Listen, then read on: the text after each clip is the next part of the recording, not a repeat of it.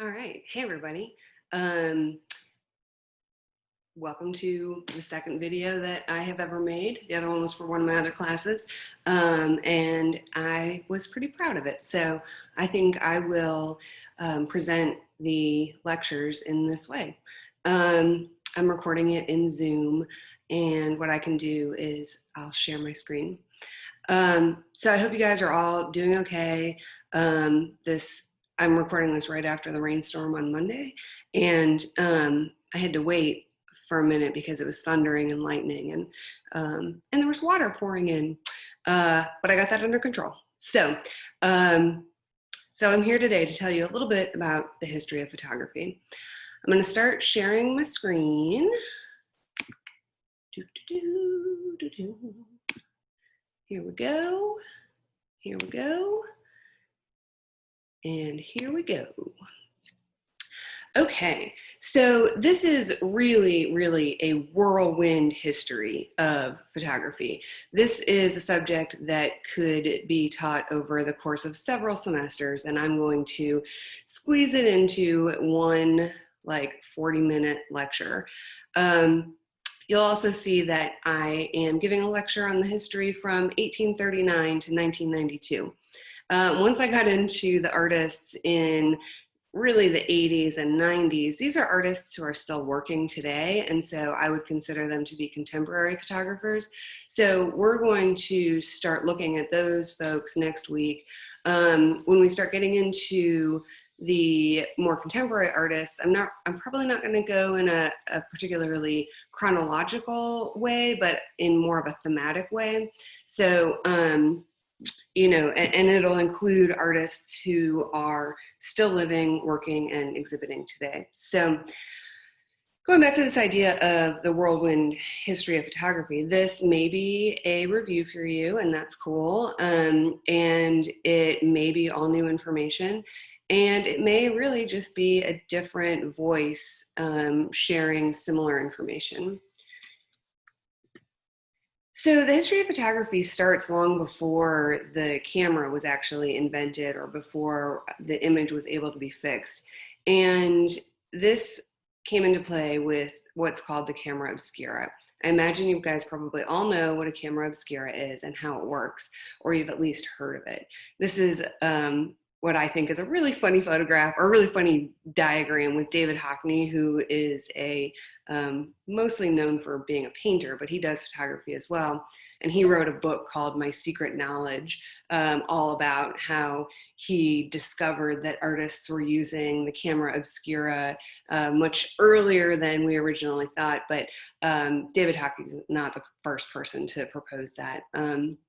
But the idea is that you can have a dark space or a cave, and if there's a hole in one side, the light will be refined through that hole and will be projected upside down and backwards on the opposite side of the room. And a lot of artists began using this as a tool.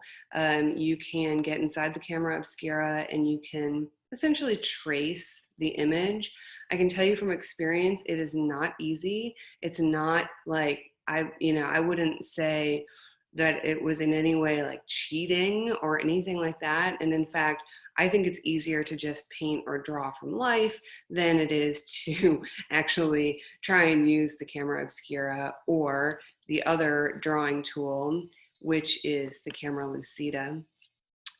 Going back to this slide, the camera obscura started big. It was something that you would get inside of to do your drawings. And as time went on, it got scaled down. So here is an example where the image is actually being refined by a lens. It's coming in, it's bouncing up off of a mirror, and the artist is tracing that image onto something translucent.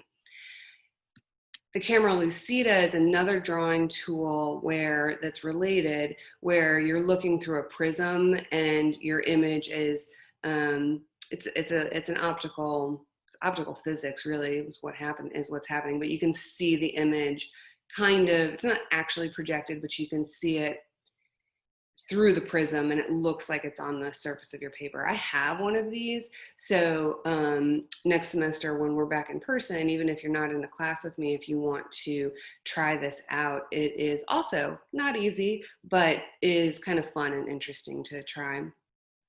So artists started using these as early as, I would say, probably the 14th century. I think there's definitely documented proof of people in the 15th and 16th centuries. And then one of the most well-known painters who is thought to have used the camera obscura is Vermeer.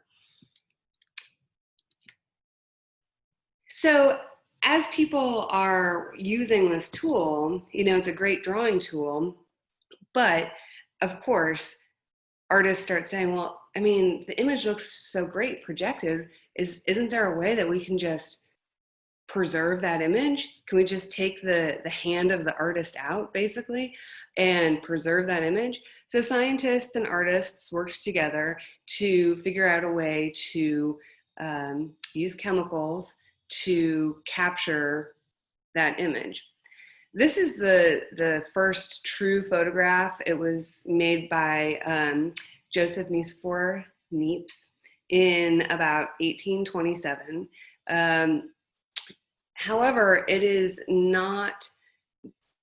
doesn't often get credit because, like with many inventions, it was a race to the finish line. So there were three main players. There was Niepce, there was Daguerre, and there was Henry Fox Talbot. And they were all working with similar chemistry, but slightly different processes. And it was Louis Daguerre who made it to the press first with his photographic process. And this is the first declared photograph. This is the first image that was published and wherein somebody said, this is a new process and this is the man who invented it. And so, of course, the first photographs made by Daguerre are called daguerreotypes. This image is 1838, but the announcement to the world was in 1839. So that's the date that is generally associated with the beginning of photography. That will not be on a quiz, but just if somebody asks you in passing, 1839 is the date. The daguerreotype camera should look fairly familiar. It looks a lot like that camera obscura, right? So it's a box, there's a lens, you put your light sensitive material in the back, you open the shutter, bada bam, bada boom, you've got an image. It's really not that easy. This is a very difficult process and involves a lot of dangerous chemistry. The daguerreotype is interesting in that it does not produce a separate negative and positive. It's a single image, it's a one-off, it's not something that you can make multiples of. And when you see one in person, you can hold it, and depending on how you tilt it, it'll look like a negative image or a positive image. And they are generally done on some sort of metal backing. Henry Fox Talbot was one of the other artists who was working to declare his invention, and he was working with salted paper prints. And this is, again, another process that inherently doesn't produce a negative, but you coat a piece of paper and with salt and silver, and then you can make a photogram. I'm sure that y'all did this in your last photo class. And Caitlin, you probably have made salted paper prints. So his process really was about putting objects on paper and recording them in that way. You know, you could then take this, I suppose, well, I mean, I know, and you could contact print it and make a positive. But I don't know that he was doing a lot of that. So this process wasn't using a camera at all.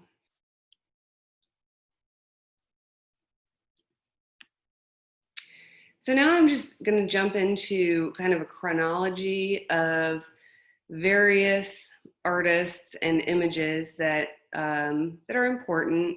If you see an image that you are excited about and you want to do further research on, go for it. Keep notes, write down the photographers' names. And because I'm just showing you just little snippets of stuff.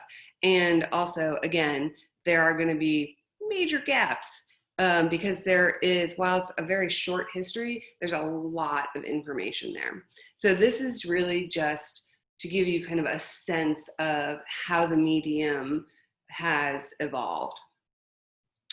This is an unknown photographer, but an image of Frederick Douglass that I think is just a really stunning image. And it's a daguerreotype. Lewis Carroll is someone you may have heard of. He is the author of Through the Looking Glass, which was then changed to Alice in Wonderland. And here's the little girl that that book was based on. There is some controversy around, you know, what his relationships were like with these young girls that he liked to photograph, but it's all hearsay. So if you're interested in that, do some more research. Let me know what you find out. Timothy O'Sullivan is a photographer who did a lot of exploring in the American West. And he is known for photographs of the West, exploratory photographs, but then also images of the Civil War. The Civil War is the first American war to be photographed. The first not world war, but the first war not in the US is the Crimean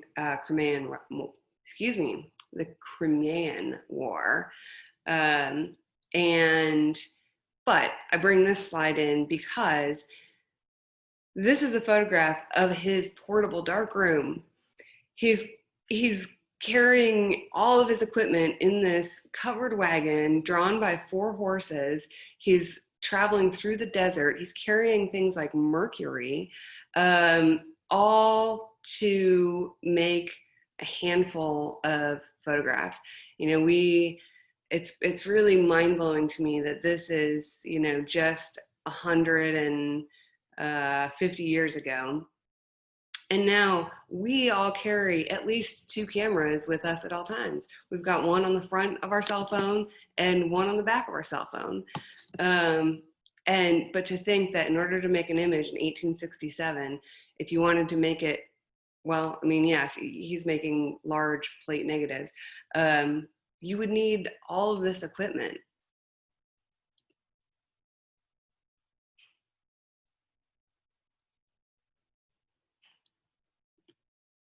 So like I was saying, he's well known for his photographs of the Civil War.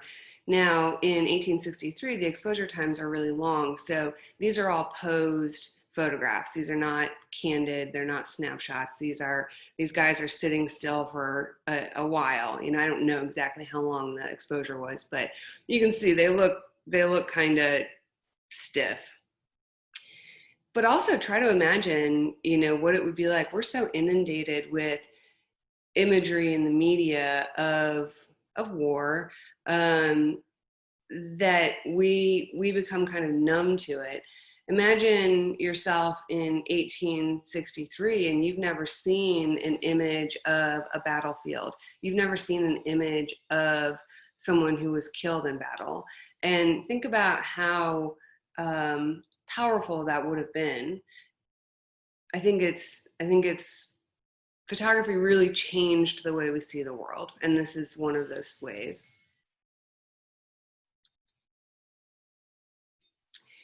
Now, Edward Muybridge is one of my favorite photographers. Very weird dude, but he's well known for these motion studies. This started as a bet between him and the guy who founded Stanford in California, as to whether a horse had all 4 hooves off of the ground when it galloped. So he devised a plan. He set up multiple cameras with tripwires, and they had a horse run across, and the horse tripped the shutter on each of the cameras, making multiple exposures. And ultimately, it was determined that yes, a horse has all four hooves off of the ground when it gallops. He became really obsessed with this, and he did motion studies of all kinds of animals, of humans. He has all these studies, self-portraits, where he's moving nude in front of the camera. And there's a really interesting book, highly recommend, called River of Shadows, if you are interested in his strange life.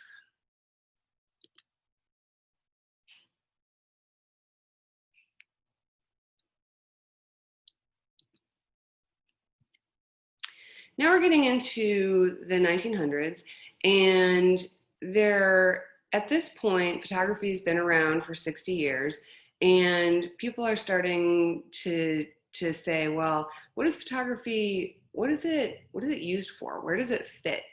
Um, and so there is a group of artists who really want to make photography known as an art form. And the way that they approached that at first was by making their photographs look more like paintings. Because, I mean, even today, you tell someone you're an artist, and they, quite often the first thing they say is, "Oh, you make paintings?" Or "What kind of paintings do you do?" It's like, that's the first thing that people think of when they think artist, is they think painter. So photographers were taking advantage of this and thinking, well, how can we make our images look more painterly? And this was done through environmental things, like here, this photograph of Steikens of the Flatiron Building in New York. He's taking advantage of the misty evening, and it looks like it probably is raining or just rained, and it's foggy, and it's creating, again, this very painterly environment or look. Here's another image by this group of artists called themselves, or are known as pictorialists. So here's an image by Clarence White, and they would also do things like put Vaseline over the lens to soften the image, again, making it more painterly. Now, because I'm working chronologically here in this lecture, this is also around the time that photography becomes available to the public. So until 1900, you had to go to a photo studio to have a photograph made, and it was expensive. Not as expensive as getting a painting done, but it wasn't cheap, and it was a special occasion. But in 1900, Kodak comes up with the Brownie camera, and you could see you could purchase it for $1, and that price included the film that came in it, and then you would send the whole camera back to the Eastman House in Rochester. They would process the film for you, and they would send you back prints and reload your camera for you and send the whole shebang back. I don't know how much of that was included in the $1, but I think the initial roll of film was included. So, but this is the first time that the public has access to this medium. And it's interesting to think about there where, like I said, this is the time when people are starting to say, like, well, what is photography and who is photography for?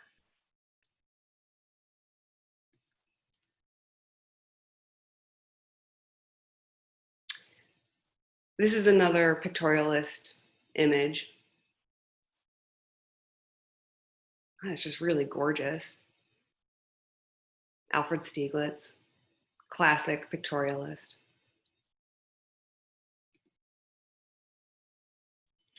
Here's another image by Stieglitz that is not so much pictorialist, but is more documentary. So again, we're starting to see this kind of split of photography and its uses. I think this is an interesting image, the steerage, showing showing two classes of people. The wealthy people up top and the poor people down below. This is a really gorgeous image in person, if you ever have the chance to see this in person. As is the case with all art, if you can see it in person, it's 1,000 times better.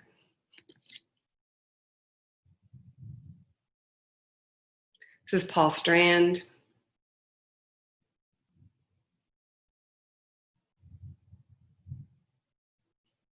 Another fairly painterly image. Really gorgeous use of light.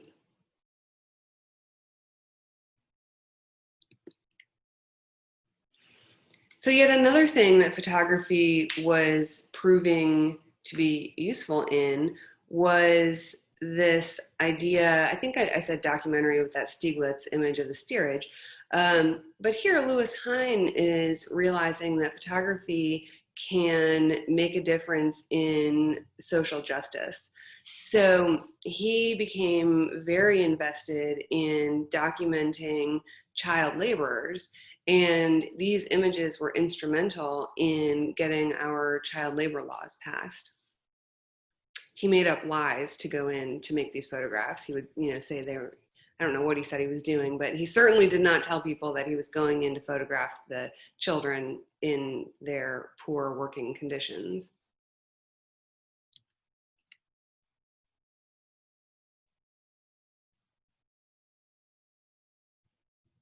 And I have to admit, I don't know if this is an image that falls into that same category of images of the child labor, because this guy looks like an adult to me, but this image is just so powerful and is so emblematic of this industrial age that I felt I wanted to include it.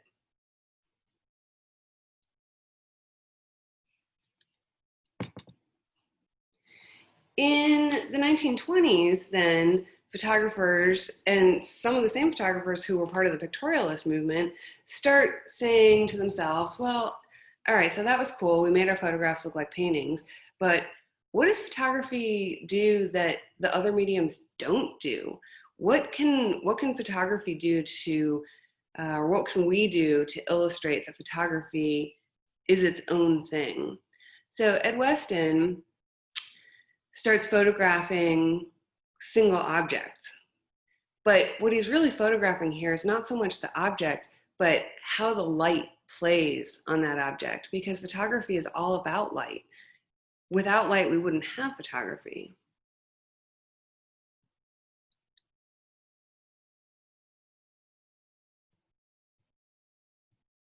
These two, so much better in person. These don't translate very well on the screen.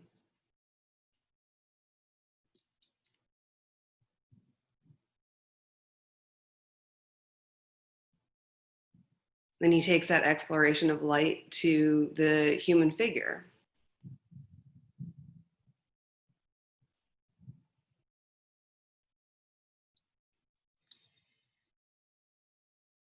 Alfred Stieglitz starts thinking about how photography is different than the other art forms, and he starts this series called the Equivalence series, and they're all photographs of clouds. Interestingly, right now there is an exhibition up at the Eastman House that is all cloud photography, and there were two I don't know what you call it, two different groups of people making cloud images. There were artists photographing clouds because they're interesting to photograph, and then there were scientists photographing clouds for the study of weather. And at the time, they were like butting heads about the best reasons for photographing clouds, and they saw themselves as so different. But when you look at the images, they're taking pictures of the same thing, and they're taking the same pictures. So it's a pretty interesting exhibition. I don't know. I'll look and see if they have that available online. I got a sneak peek when I was up there last. I got to see a little bit before the show was actually mounted.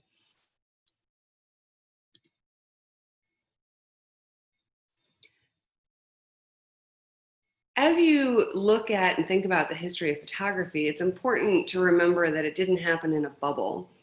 it is moving along with the rest of the world. It's moving along with all the things that the rest of the world are experiencing, and it's moving along with the things that the art world is experiencing. So in in the 20s, but more so in the 30s, we really get into surrealism in the rest of the art world, and photography was not excused from that. So Man Ray is a surrealist artist, and he started making photograms, but he thought again, artists can really be full of themselves. He thought he had invented this, and so he decided that he would call them rayographs.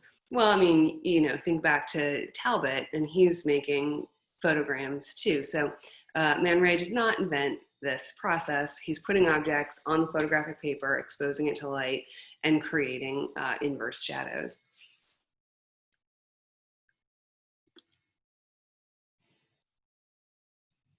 This is a pretty well-known image. You've probably seen it.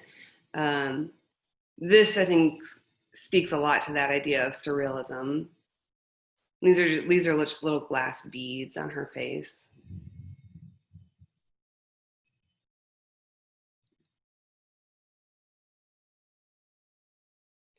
August Sander was a German photographer, and he became very interested in making photographs of German people. He was interested in the different kinds of things that people did, the different kinds of people that lived in Germany. And so he started making a record of various just citizens of Germany.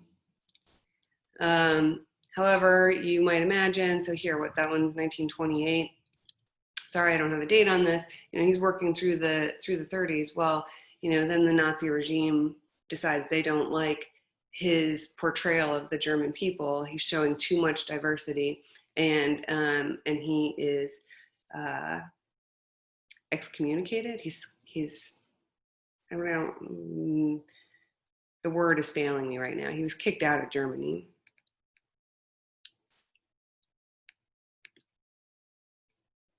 Coming back to the US in the 30s, we've got the Great Depression happening. And the government put together the Farm Security Administration. And part of that was a group of photographers who were hired to go out and document the Depression. So Walker Evans is one of those photographers.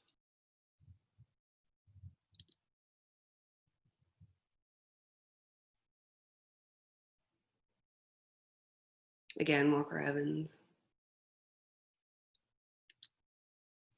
Dorothea Lange was an FSA photographer. This is a really famous image.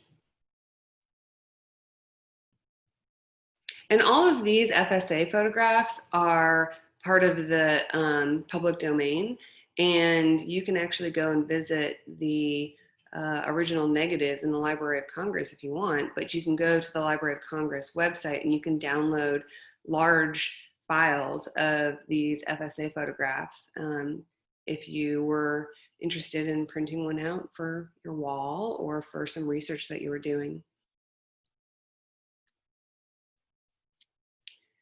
Jumping back across the pond, here's Henri Cartier-Bresson, a French photographer, and he coined the term the decisive moment. So this is, the most emblematic image of that decisive moment. A second earlier, and we wouldn't have that beautiful tension between the heel of the boot and the reflection, and a second later, and the guy would be in the puddle.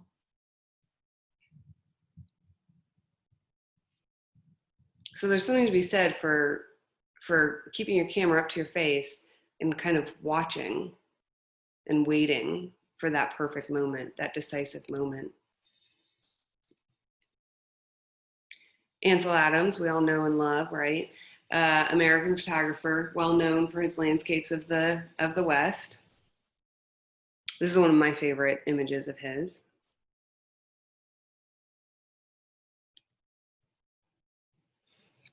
My fun fact about Ansel Adams is that he would meticulously go through and pick out all the trash that was like lodged between the rocks and stuff, to create the most pristine looking landscapes. And as Vic Muniz once said, photographs don't lie, but photographers do.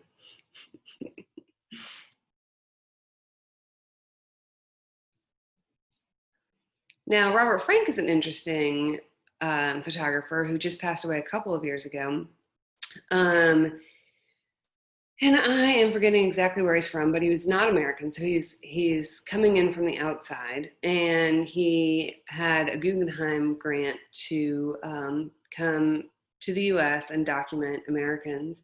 And he did that, and he documented what he saw and what he experienced. And when he was through with his project, he wanted to publish a book called The Americans, and publishers in the US wouldn't publish it because he was showing a truth of American culture that people didn't want to admit to. And I think this image, of course, is the most, illustrates that the best. We've got a photograph of a bus, and we've got the white people sitting in the front of the bus and the black people sitting in the back of the bus. And Americans weren't ready to confront that reality about themselves. And this is a really powerful body of work. It was published in Europe several years before it was ever published in the US, but you can still get a copy of it at your favorite bookstore. Robert Frank went on to become a filmmaker and did films about lots of rock and roll bands.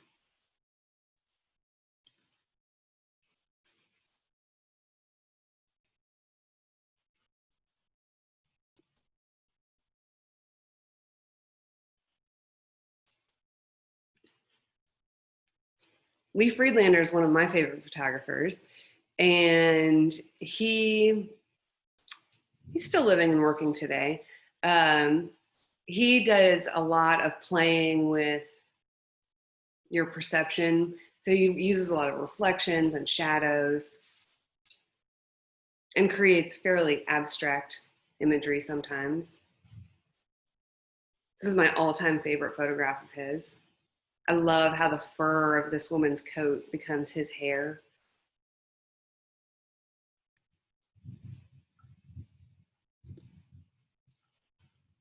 Ralph Eugene Meatyard, interesting guy. He does a lot of staged imagery, and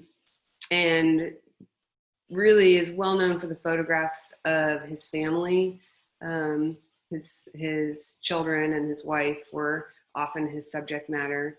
And I love this image just in that the peeling paint above the boy become wings, and his arms in motion there. It kind of comes together to create this angelic image.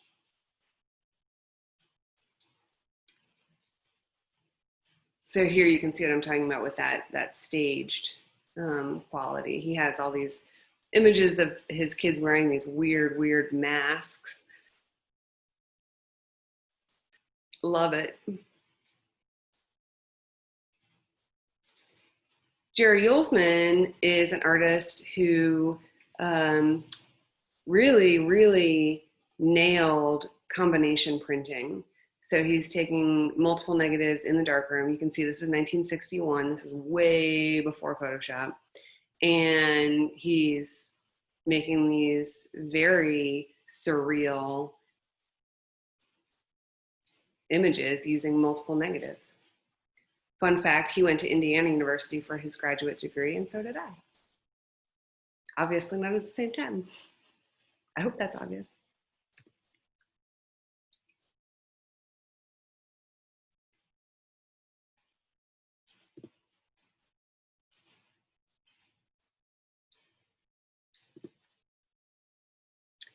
Diane Arbus, or Deanne Arbus, it was a photographer who was very interested. She was from New York City and from a very affluent family, but she was very interested in photographing the other, the people who were different or who were on the outskirts of society. I wouldn't say twins are on the outskirts of society, but they can be, they're unusual, I think, and people are very interested. Um, and she she felt that she identified more with the people that she photographed than she did with her own background. And she spent time, when she made her photographs, she spent time getting to know the people that she was photographing. She really became part of a variety of interesting communities. And unfortunately, she died by suicide in the late 60s.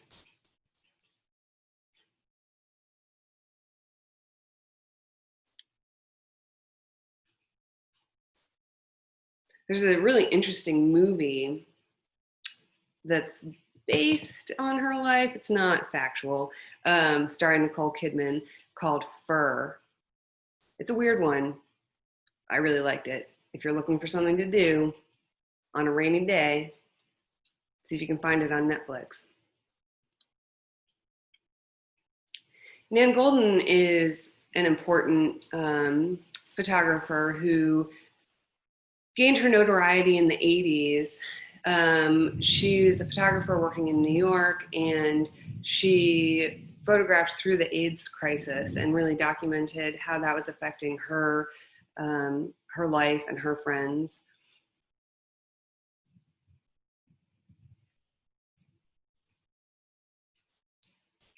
One more note on Nan Goldin. She's also well known for a book called The Ballad of Sexual Dependency, where she photographed herself and other people she knew who had been in domestically violent relationships, abusive relationships.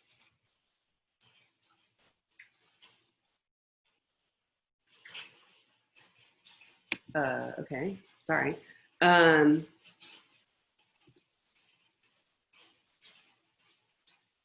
Sally Mann is an artist from Virginia, and she is well known for her photographs of her children.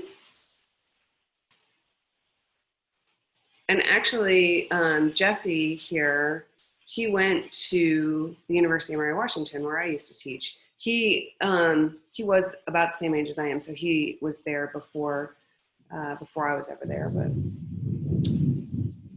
it's thundering. I'm gonna speed through the rest of this here. Sally Mann still working and living today.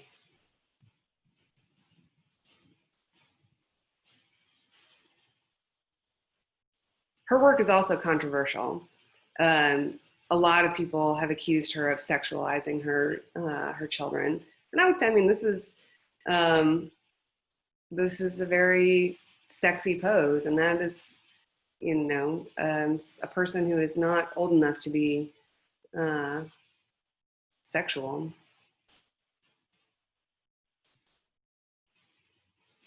Cindy Sherman, still working and living today, but she got her start with these film stills, and she's really well known. All of her photographs, she is in them, and she is dressed up, disguised, makeup, costume.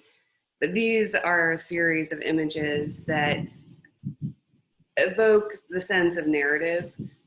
Something just happened or something is about to happen. They're fictional film stills. They are not tied to actual films.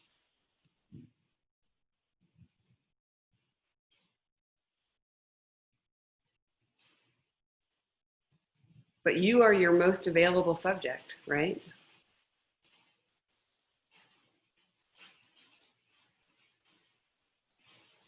Dwayne Michaels often works in series and often writes on his photographs. This is a great little series of his called Things Are Queer.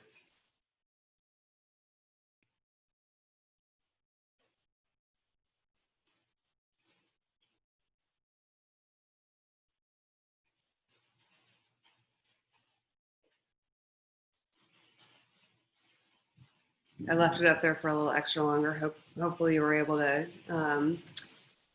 read through those images. If not, pause it and look at it a little longer.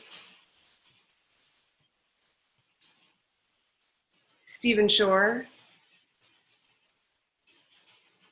also still working and living today. He's got an Instagram account, you can follow him.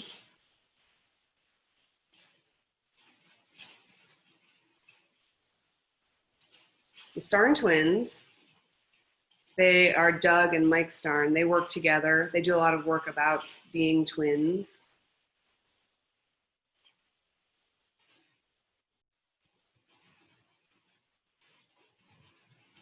Barbara Kruger uses a lot of appropriated imagery and text to create really stunning political statements.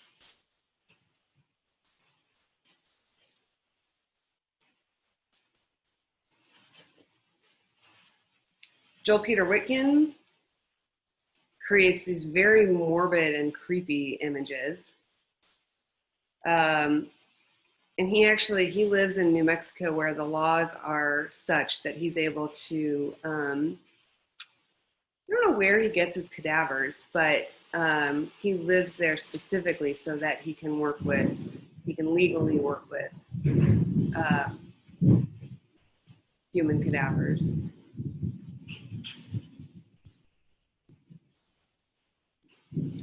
I don't know how he makes these images. I think they're fascinating though.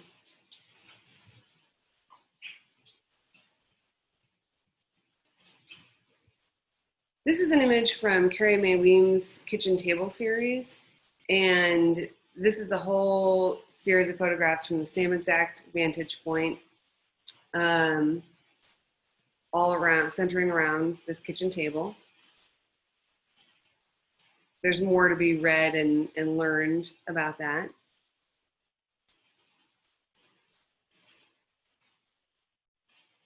And my last slide, weirdly, is this Adam Foose slide. Adam Foose, again, living and working, making color photograms. He had a big plastic tub with a little bit of water in it, puts the tub in the dark room on top of his photo paper, puts the baby in the tub, and makes an exposure. So that's how that worked. But it was at this point when I was making this PowerPoint that I was like, oh my God, there's way too many artists, and it's going to be like a 10-hour lecture. So I decided to just go ahead and stop there. But I hope that you saw something new. I hope that you found an artist that you maybe were interested in looking at further.